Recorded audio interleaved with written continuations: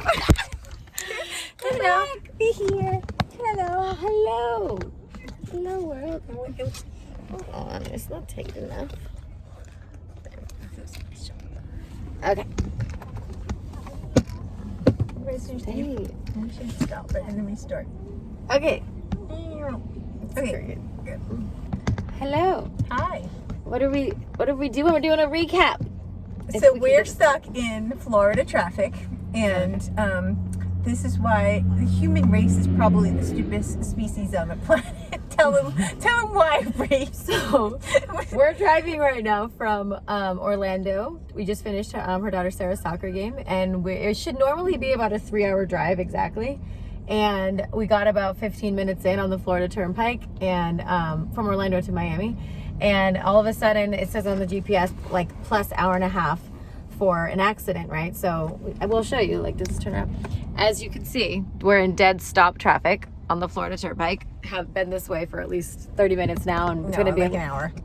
She's an exaggerator. It's going to be at least another hour, and then the hour. But we thought we were going to get to Miami around like 5. We were going to go see my mom, and now it's looking like it's going to be like 7. But whatever. But like, literally, it's a 2-lane highway right now, and people are just on that whole, what do you call that? The side thing? Whatever you call that. The border. The side lane. That's supposed to be like the emergency lane. That's what it's called. For like the cops and stuff to come, and the ambulances. And there's people just driving, like, taking up the whole lane, and then cops are trying to get through, and it's just such a shit show. And then people are honking at them, and then they're moving over, and they're like starting road rages, and they're literally insanity. And then some girl literally got out of her car, and she went and pooped in the woods, and then she left her car and like unattended and just went and pooped in the woods. And I mean, we've all been there. We've all had to poop, but Jesus, no. And I was about to do the same right now. That seriously got. But I mean, it's just rude. Like, we all know not to go in that lane, especially when there's an accident. And not only are people doing it, but they're causing fights with other people. And then the cop literally had to stop and get out of the car, direct people to be like, just move a little bit so I can fit through. And it's just like mind blowing. But that's what we're doing at the moment. But while we're sitting here, since we have all this free time, let's recap. We'll recap. Our last, how many days has it been? Oh my goodness, a lot. A little too many. We'll get into that. We had 2 days at my good friend's horse ranch in Ocala. He's an amazing businessman, and we just wanted to interview him for the show, and just kind of pick his brain a little and just spend some time at that amazing property. And what were some of your biggest takeaways from that whole situation, and just what we learned, what we saw? I mean, we're gonna have so many different experiences along this journey with different types of people, and I think that's what's so cool about this, is we kind of get to just experience it all and then recap it and give our key takeaways. And like, so I want to know, what did you take away from that? Oh gosh, I think just be open, right? Because you never know what you're going to get into. I think that we were super flexible. There was a lot of like with the show, we couldn't film, and there was a lot of different things that happened, and we had to really be flexible, and we still had a really good time, and we were open and we were flexible, and but when you're traveling, I think that that's probably the most important thing, is to be flexible and open-minded, because we've come into so many things. Like, it's spring break here in Florida right now, and even a rent-a-car, like we went to my daughter's soccer tournament from Ocala to Orlando, and my ex-husband had to rent a car, and it was $1,500 for the week. Just so you have to be flexible, you have to prepare. Well, and I wasn't even going to come with her. I was going to go back to Miami, and then we realized it was probably just better for me to come, and I could have the hotel to get refocused and do what I had to do, which worked out really well. And then we had some special interactions just between us in the last 48 hours. But this is the kind of stuff that we really want to talk about on here and be so like raw and real, as Noelle always says, because when you're in a partnership, any kind of partnership, business, like love, like family, whatever, like, and you spend this much time with someone, like, shit's gonna come up and shit's gonna get real.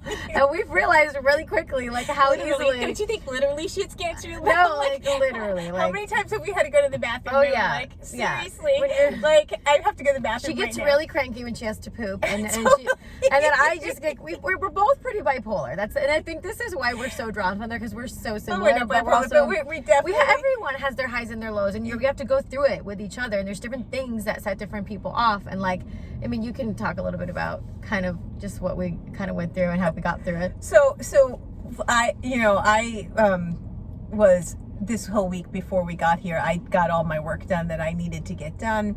And I was super in like, okay, I'm ready to be in play mode. And then, the couple days in Orlando are going to be mom mode for soccer. So I was ready to be like, okay, let's play. And then like Bri went into like hardcore work mode. And I was like, well, wait, we're playing. And mind you, I have been in play mode for like the last 3 months, and I've been super not focused and not doing my work. So I kind of came into this whole situation of like what we're doing together now, like not really being as focused as I could have been and not having my shit handled prior, which is my own fault. And I know that.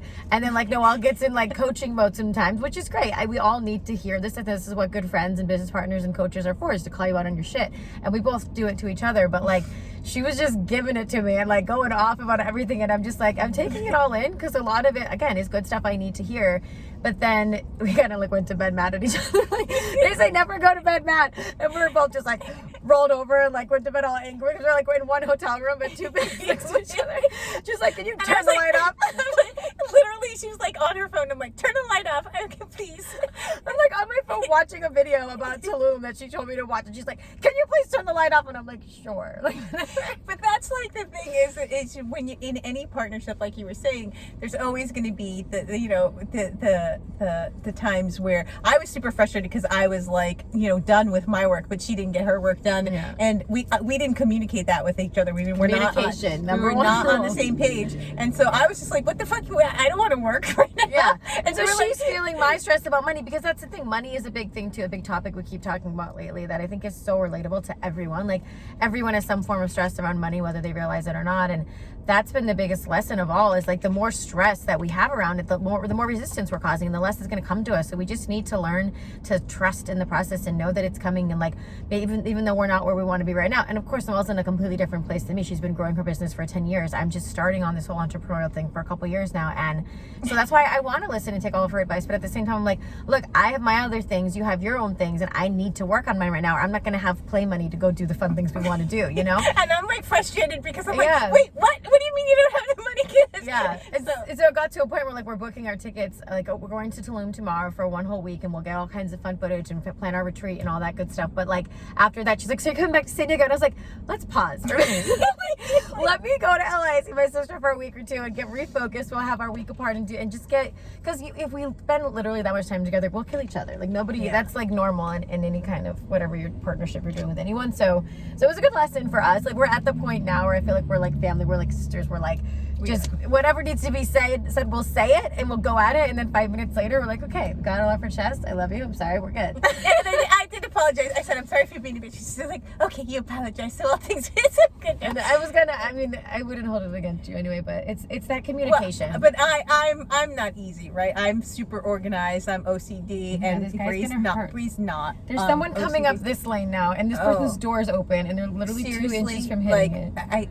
Only in Florida. Like, seriously, this is look what's coming up, and like, where do you think you're going? We're all stuck in this 2 and 3 hour traffic, and this dude is like going in between. Now look, they're all gonna do it too. They're all like 3 more people are doing it now. This is the kind of shit we're talking about. No. Seriously. Oh my gosh. And so, Bri, what was your takeaway from Ocala? I loved the horseback riding. That was my favorite thing in the world. And just connecting with Bobby. Bobby's a billionaire, and he is just this he's a business genius. And for me, growing from 6 to 7 figures was super great to spend 4 days with someone when, I'm really, I have a fantastic business, and it's thriving really, really well. But, I want to be in the 8-figure range. And so just to have that time with someone with that experience was so amazing for me, and the horseback riding. Yeah, well, it was connecting to nature. I mean, it was a 100-acre ranch. I hadn't been on a horse in years. We did a 20-mile bike ride. We were just out really enjoying nature, which I needed and I missed, and I really appreciated that. And then